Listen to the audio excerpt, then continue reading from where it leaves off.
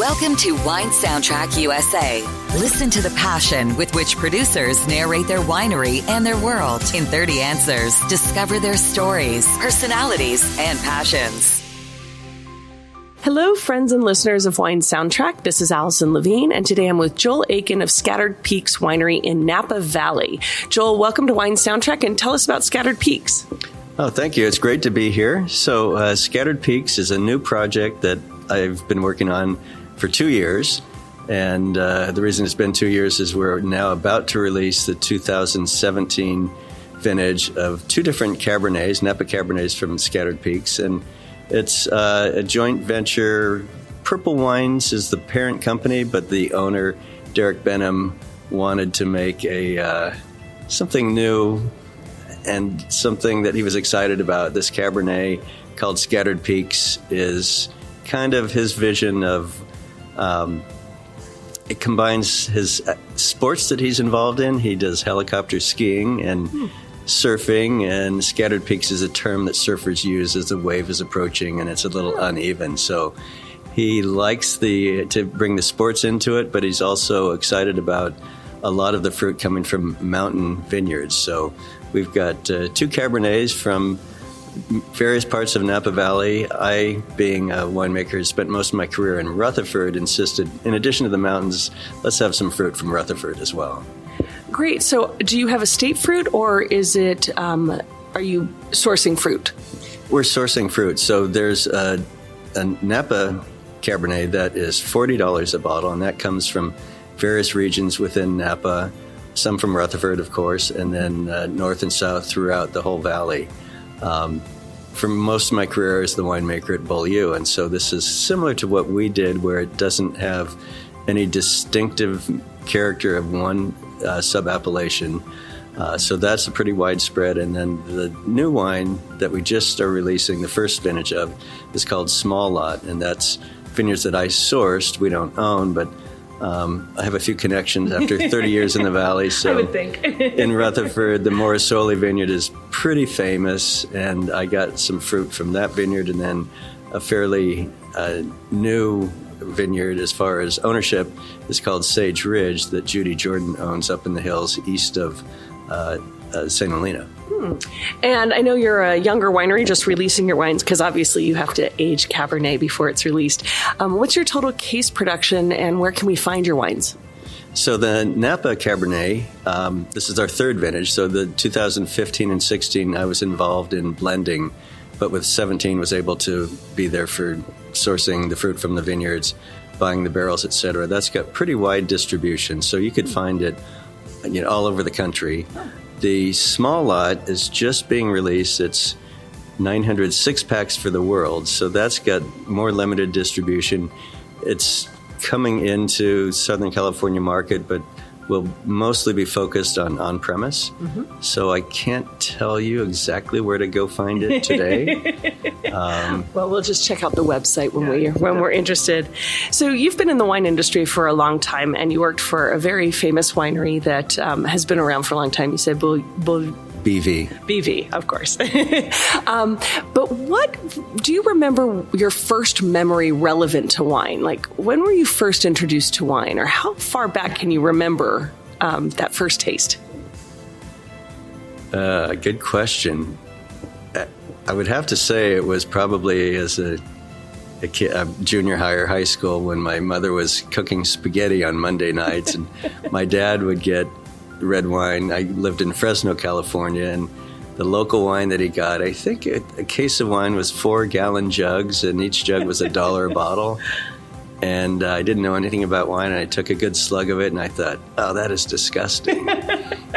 So it took until college between drinking beer and other things, I began to see that, this wine stuff is pretty good. I could get used to it. So obviously, you did get over that and got into the wine business. You've had a long career, and you've made a lot of wonderful wines and drunk a lot of really wonderful wines. But I'm wondering if there is a wine that comes to mind when you think of one of those pivotal, aha moments that you had. Was there a particular wine that you remember drinking where you just said, wow, I don't know if it was about the grape or a place or about wine in general, but what was that wine and where were you? I'd have to say there were a couple. So early in my career, I think probably one of my first couple years at BV, so it was in the early to mid 80s, went to a friend's house and we all brought some wine, and one person brought a 1974 Heights Martha's Vineyard Cabernet, which is a pretty famous wine and a great vintage. And I had been having lots of good Napa Valley wines and good BVs, and I just thought, wow, that is something pretty spectacular. So that was my first, but I think the most powerful was probably in the late 80s. I was on a trip to France, and we were in Burgundy and having dinner at a barrel maker's house. And the Jean-Francois, they make Francois Frere barrels, and I think he and his wife are professional entertainers. There were about 6 of us, and we started the evening with probably 4 bottles of sparkling wine, then into the white Burgundies, then the red Burgundies. And late in the evening, after eating and drinking way more than I should, he opened a bottle of 69 Romani Conti, and I immediately went stone cold sober and said, that's the best thing I've ever tasted in my life. Wow. It was at the perfect time. It had never left Burgundy, and it was like, there's a reason it's so expensive. Wow. Yeah, I don't know how anything could really top that. That's pretty extraordinary. Just anytime you get to taste a Domaine de la Romania Conti is pretty extraordinary. So you've traveled the world and been able to drink a lot of great wines. Aside from the DRC that you had, is there another wine from another region internationally that stands out to you?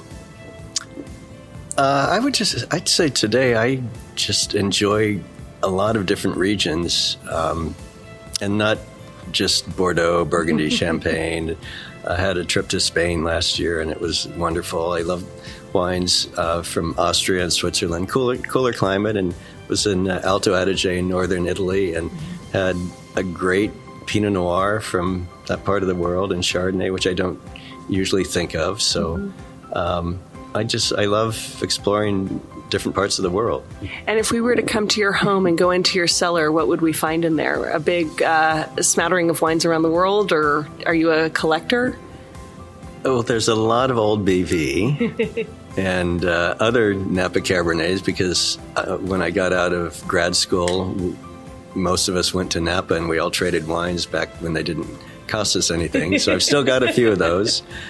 But wines from the Rhone. I've always loved wines from the Rhone. There's Bordeaux and Burgundy, of course, but buying Austrian wines, buying wines from Hungary,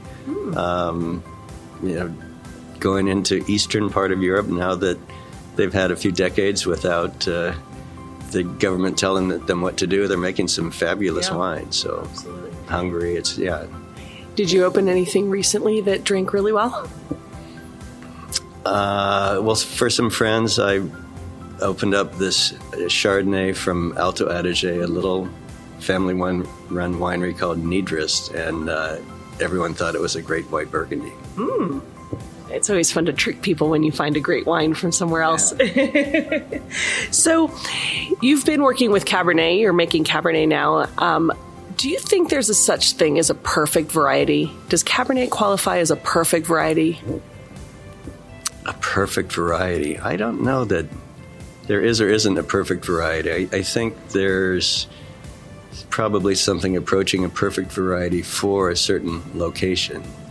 It's like we make a lot of great Pinot Noir, but when I had that Romani Conti, it's like, okay, I don't know how you could improve on that.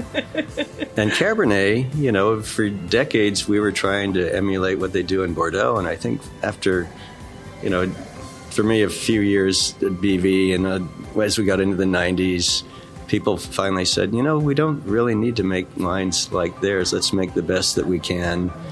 And whether it's Cabernet on its own or with other Bordeaux varietals blended in. But I would say within the Cabernet world in Napa, on the Rutherford bench, because that was my whole experience, and we had many different clones, I could make what I would call a complete wine with a lot of different facets by using different clones of Cabernet harvested on different dates to get a similar flavor profile as a lot of people would get by blending in some Merlot, Malbec, or whatever. So, yeah, I don't know.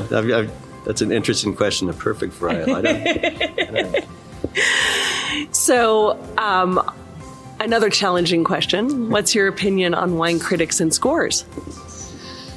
That's a great question. I think for Americans, when you go back 30, 40 years, most of us didn't grow up drinking wine as Europeans did. And wine was always confusing. I remember when I first started in the industry, going to a fancy restaurant and people would, say you're holding the glass wrong, or everything that wasn't what it was supposed to be by, I guess they were sommeliers. They looked down upon you, and that was not really helpful. So I love to see how the service and everything has changed today, and it's just. It's a lot more fun. Mm-hmm. And so as service has changed, do you think that the scores play as big a part? So I was going to say that the scores back then, I think, helped Americans. Mm-hmm. It does make it a little simple. So you've got to, I think as you learn more about wine, you get beyond the scores, and you might learn which critics have your same palate.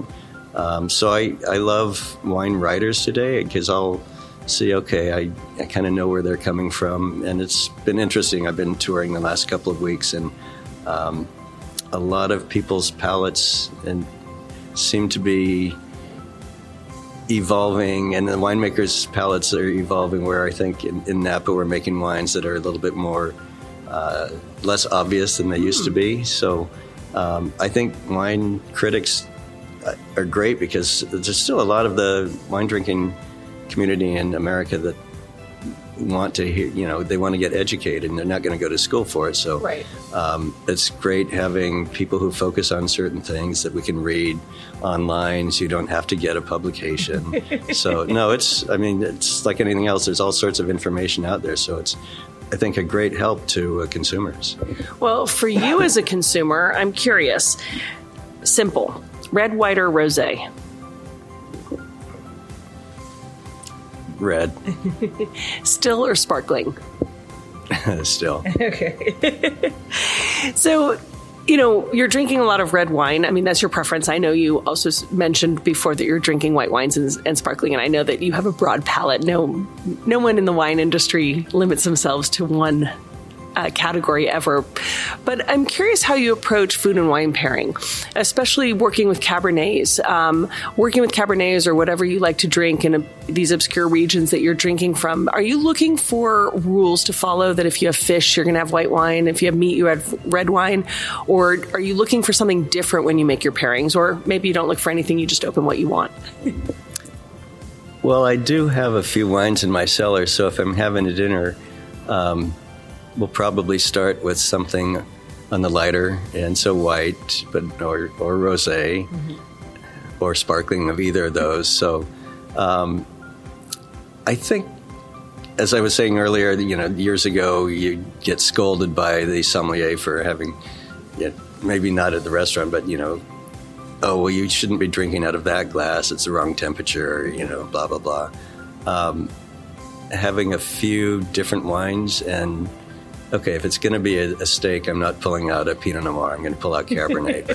But trying to have fewer and fewer rules, and because when you have a meal, whether you're having fish or pork or chicken, you're having other things with it. You're having appetizers, you're having side dishes. So wines that you like, wines that are drinking well, and kind of leaning a little bit towards red wines with red meat, and white wines with, or a lighter red with fish, or turkey, chicken, whatever. But I like bending the rules a little bit. If it's something I really want to drink and it's ready to drink, and it's a Cabernet, and we're having pork tonight, it's going to work. So yeah. But yeah, if you're limited to one wine for the meal, probably wouldn't be Cabernet. Okay. Probably if it were a red, it'd be something a little softer, maybe a Pinot Noir or a Grenache that is pretty versatile with food. Mm-hmm. So you're not pairing exactly by any rules, but texture, balance, weight all go into it because you start with white and then go into red. So I'm curious, for somebody who hasn't had the pleasure to taste your wines yet, what do you think they're missing out on? Some great wines, of course. Of course. As we're focusing on Cabernet, and especially with these new releases, Scattered Peaks, and I've been making Cabernet for close to 40 years, and there's been a lot of evolution of style from the 70s and 80s, where the few wineries that were around then and the way the vineyards were farmed, the wines were much leaner and tighter and needed time to come around.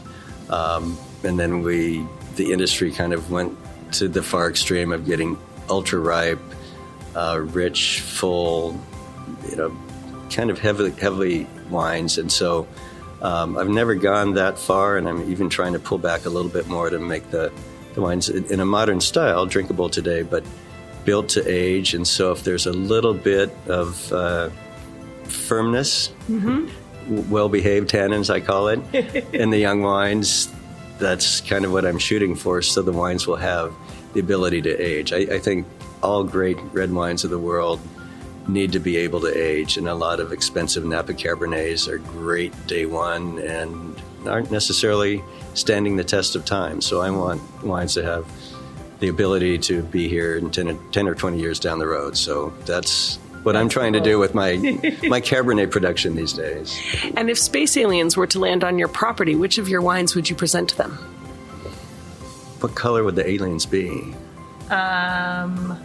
Purple. Purple. Well, then they'd need some Cabernet. If they were green, I'm not sure. I don't have any Vino Verde at my house today. But you're making 2 Cabernets, so is there a particular one that you would introduce them to? I think I'd give them the Napa, which is the more affordable and probably pleasing a lot more palates. And I don't know, they probably wouldn't have enough dollars to pay what they need to pay. So I'm sure their currency might not work at my local bank. So you were talking that you've been in the Valley, you've been making Cabernet for 40 years, and you've seen styles change. But I'm curious how you've seen vintages change. We know that California is a pretty steady climate overall, but we also know that there's variation from year to year. So in your vast history, do you see that there's more similarity from vintage to vintage or more variation? Well, I'd say the biggest change in the last 40 years was in the late 80s, early 90s. Phylloxera came through and wiped out 90-some% of the vineyards, which was a tough thing to go through, but in one sense it was kind of a blessing, because a lot of growers who had been around for decades had planted, in the 60s, they would plant Riesling and Gamay Beaujolais and Pinot Noir where it shouldn't have been planted, and all of these varieties that weren't really in the right location. And we were lucky when Phylloxera came through that there had been research done on new clones, new rootstocks. So what went back in the ground was so different than what we used to have, in that we had upright trellising, we were pulling leaves. So we're getting riper flavors, less green character. So that had the biggest influence on style over the last 40 years. And I would say we have less vintage to vintage variation, because back in I wasn't there in the 70s, but 70s, 80s, and early 90s, before we replanted, it wasn't until the late 80s that people started pulling leaves to get exposure to the sun. And so when you had a kind of a wet, cool vintage, the wines were very green. Now we pull leaves.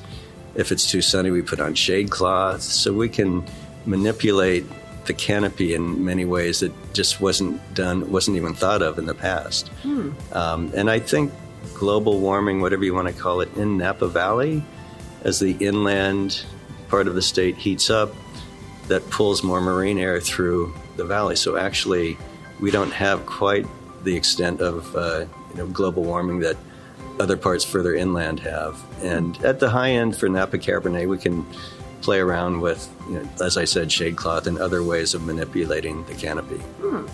So when you're preparing for a vintage and getting into a new year and starting, are there certain signs or predictors that you'll look for that'll help you determine what that harvest is going to bring, what that vintage is going to bring you? The first thing will be the amount of rainfall that we've had for the winter. So in a number of vineyards, we'll have a cover crop that, if it's been a dry winter, cover crop, or just for the consumer, basically, they'll think they're weeds in between the vine rows. Often it's certain things we plant with specific reasons. If it's been a dry winter, then we'll go in and mow or disc that under sooner rather than later. Not every vineyard has an unlimited water supply. But if it's been a very wet winter or spring, we'll keep that growing because it pulls moisture out of the soil, and that will help. We always want the vines to be not really happy. We want them to struggle a little bit, and that concentrates the grapes and the flavor and the intensity of the wine. So that's the first thing, and then as the growing season goes along, we just kind of watch. If it's been a wet spring, I mean, we can have rain in April, May. If it's fairly wet, then we'll pull more leaves to get more exposure. So hopefully we don't get any mildew or anything else growing on the fruit. So there's a few things we can do: pulling leaves, getting rid of side shoots to adjust to the growing season. And then after that, as you get past verasia and you get into July, August, it's just kind of managing your water, your irrigation techniques. So you've been doing this a very long time. Have you established any sort of traditions that you do at the start of harvest? Do you have any good luck rituals? Well, every year at Beaulieu, at BV, we would always have the first load of grapes come in. We would bless it with champagne or sparkling wine that we made. So Beaulieu made sparkling wine for years and years, and until about 20 years ago, still called it champagne. Of course. So it's just a nice ritual to start off the harvest, and it's a celebration when your first grapes come in, and also for us, it's the beginning of a long working season where you work 6-7 days a week. So that's about the only ritual. And you've been working in the vineyard for a long time and getting to know vineyards and vines. Have you been known to talk to your grapes? In the years that you've been doing this, have you developed a relationship with your grapes? And if you do talk to them, what do you say to them? I wouldn't say I've gone that far. You haven't lost your mind yet. Maybe if something is really not going well, I might curse at the vineyard. But no, I know Andrei Chelichev used to go out and he would know each vine and would care for them, but no, I haven't gotten that close to grapes. I don't own my own vineyard, so I don't go out and pet them. Okay. When the wine's in a barrel, now that it's your wine, have you spoken to your wine? Sure, I will speak to it in gentle terms so it ages beautifully and doesn't get tense and out of balance. So when you were little, what did you want to be when you grew up? I don't know what I wanted to be when I was little. I mean, when I was really little, I'm sure it was a fireman because that was cool. But in high school, a lot of my friends were going into engineering, so I thought, I'll do that. And I actually started as an engineer, and that lasted about 4 weeks when I took my first midterm and got a solid F. But I'd grown up in the Central Valley with some agriculture. I didn't want to be a farmer, but loved agriculture. I was really good at science and math, but I thought it was really boring. But my mother was an art professor, so I loved art. And when I discovered as a student at UC Davis that they had the best grape growing and winemaking school in the country, I thought, winemaking, you use some science, but making wine is an art. And I got intrigued by that, and once I went to Napa Valley and realized, they can pay me to make wine, I was sold. So that's pretty nice that you found it early in life, that you found your passion. So when you're not working, how do you spend your free time? I do like to garden and food and wine, and I love to cook. Get out and about and do a few things, biking. skiing. My latest crazy sport is paragliding. Paragliding. So that's been a lot of fun to do. And That's where you jump off mountains? you gently walk off a gentle slope, but you might end up a mile in the air flying above wherever you're flying. So just got back from a trip in Chile a few months ago, and before that in Mexico. So Wow. it's takes me out of my comfort zone, but it's pretty amazing to just decide where you want to go and start flying with a backpack on your back. Wow. What a cool thing. And now you get to see scattered peaks yourself. I tried to get Derek, who owns Purple, to include paragliding in it, but it's kind of like his passions. It's like I should tell him, I see more scattered peaks from a mile above the ground than you see when you're jumping out of a helicopter to ski. So, if you were planning a romantic evening, what sort of wines would you be opening up to set the mood? Probably need to start with a champagne. And,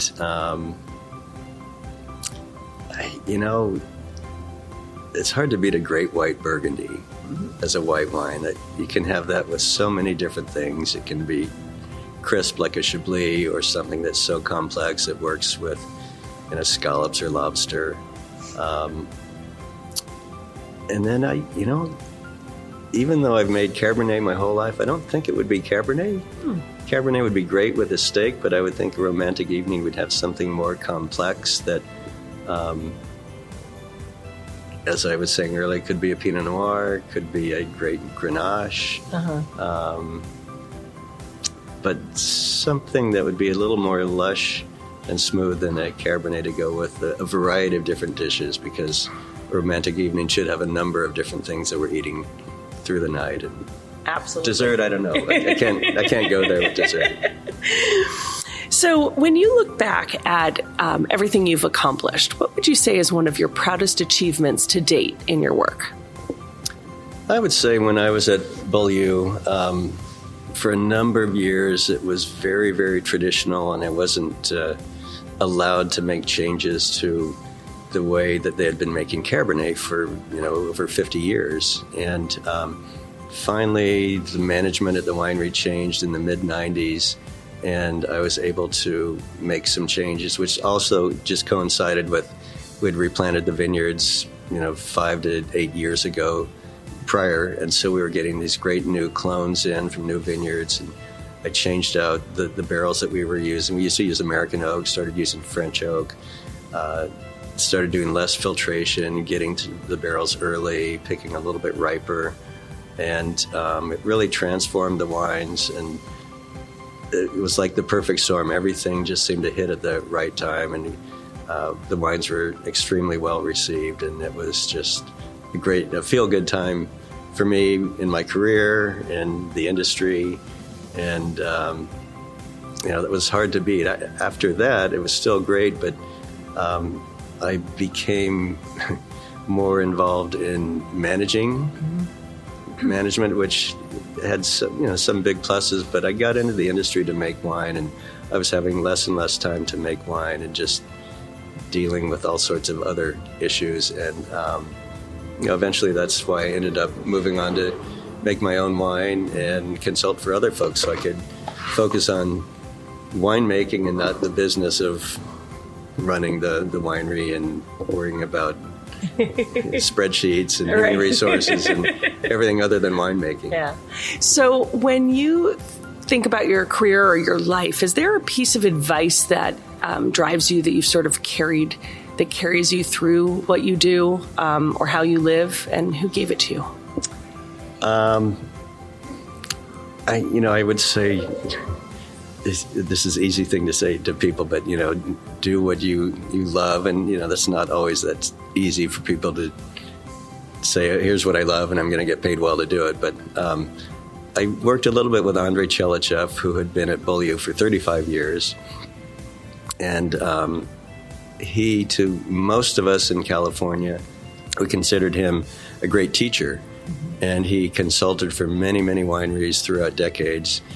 But he always told me he was the eternal student, that no matter what he had done in the past, he always wanted to learn and make changes and improve for the future. Because it's easy to get complacent if you make a wine that was reviewed or scored, loved really, really well. But he was always looking at, okay, now what's next? And so I really took that to heart.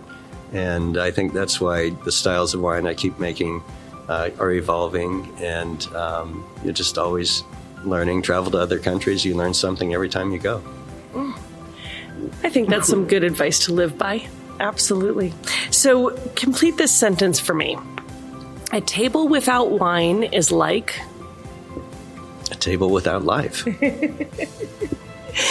So now I want you to imagine a scenario that we're sitting in a restaurant and the paparazzi are really excited outside. They're taking photos because there's a bottle of your wine on the table and somebody of fame, of any walk of life, living or deceased, is drinking your wine. Who would you want that to be? I think Marlon Brando would be good. Okay. I like that. He covers a lot of ground. So you've talked a lot about wines, about what you'd have for a romantic evening, about what you like to drink, and some great wines you have in your cellar. But if you had to go to a deserted island, what 3 wines would you take with you? What 3 wines? I'm assuming it would be sunny, so I think I'd need a sparkling rosé to be refreshing. Okay. From a particular place? Probably champagne. Assuming I was going to be able to keep myself alive, there'd probably be some fish there that we would be fishing for. So probably a nice Chablis, because there could be fish and maybe some shellfish. And, I'd have to say a Pinot Noir, just because it probably wouldn't be a lot of beef cattle on that island. So the Pinot would go with whatever other land animals I could find to eat. Fantastic. So now we play a little game. It's called Wine Soundtrack, so music. And we know that, music and wine go hand in hand, whether we listen to it or, it gives us emotions the way drinking wine can give us a sense of emotion. So based on some of the wines you've talked about, just pair it with music. It could be a genre, it could be a particular song or a particular artist. But let's start with your sparkling rosé. Sparkling rosé. I think that would be... I do like a lot of rock and roll, but that would be something pretty lively and fun, and because the bubbles in sparkling just kind of like keep things moving quickly. So I can't think of a certain song, but, some lighter rock that's fun. Okay. And what about a Chablis? Chablis.